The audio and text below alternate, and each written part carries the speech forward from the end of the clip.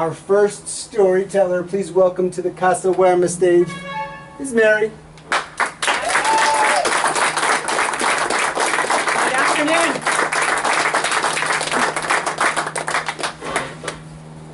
Early last November, I met a family from Tingambato, and I've never been to Tingambato. We exchanged information in the event that I ever showed up. They wanted to show me around. But then I completely forgot about it. I had a lot of things going on. I didn't think about it again. But just before New Year's, they got a hold of me again and invited me to come spend a day. So we set a date. And I went a week ago this Saturday on the 7th of January. The closer I got to the date, the more nervous I got. What if my Spanish isn't good enough? What if it's awkward? What if my hyperactivity makes me do things that are awkward to the culture?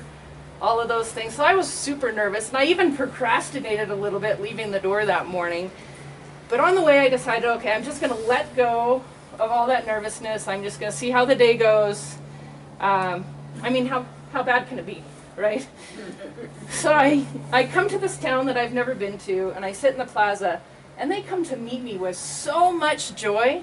And then immediately tell me, we're really nervous because we don't speak English. And I go, oh, thank goodness, because I was nervous about my Spanish. And we decided we would not let language barriers get in the way. And we set out for this amazing day. I also got a lot of insider knowledge because they were born and raised there. Their family, born and raised there. Their ancestors, born and raised there. And now they have kids and they're raising them there in Tingambato.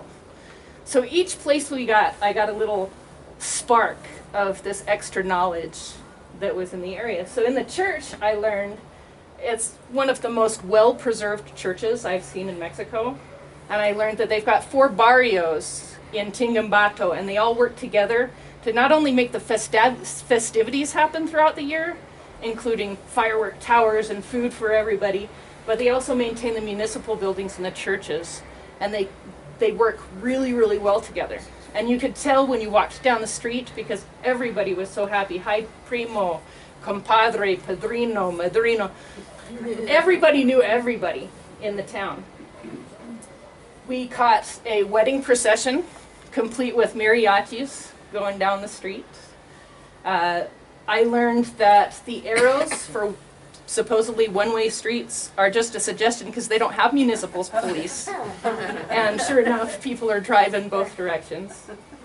At the archaeological site, they told me about when they were kids. It was so exciting when this guy fell through the floor of one of the excavation sites. And inside they found this warrior princess complete with warrior beads and rings around the age of 17 to 19 years old. And it's still under they're still researching, trying to figure out who she is and why she was there. And also from the Temple of the Moon, there's this big mound, but it's blocked by a chain link fence. That might have the Temple of the Sun underneath it. However, it's owned by private property, and they have legal rights. The guy wants a lot of money in order to do it. So they've got this legal battle going on to try to repatriate the ruins. We had this procession for El Niño Jesus, which Barrio 3 was hosting this year.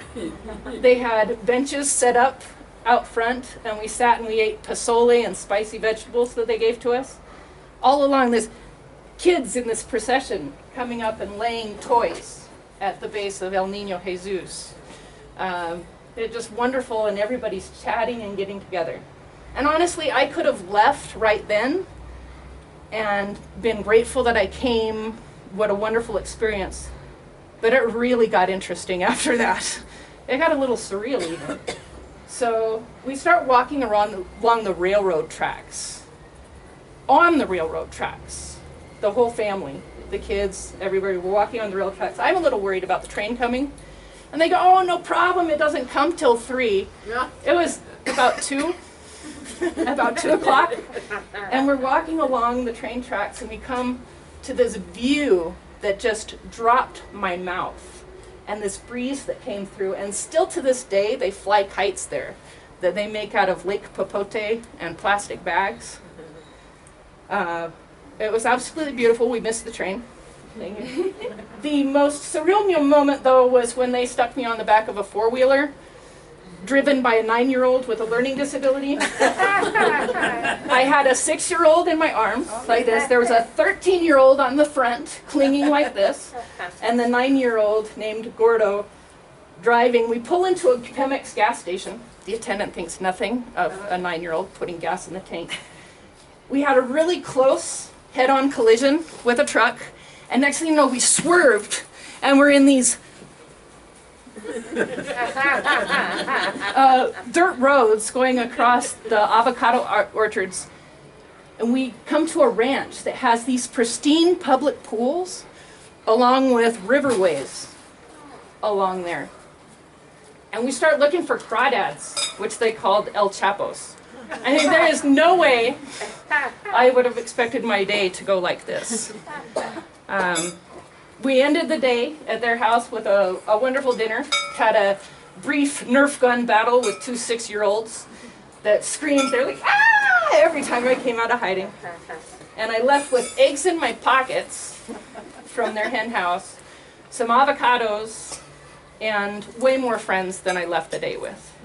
And I would have to say that from this point forward, I will never let my nervousness ever conquer my ability to have an experience like that. And that communication, even if your Spanish is only just a little good, keep trying, because it's the communication that really makes it. So, Viva Mexico.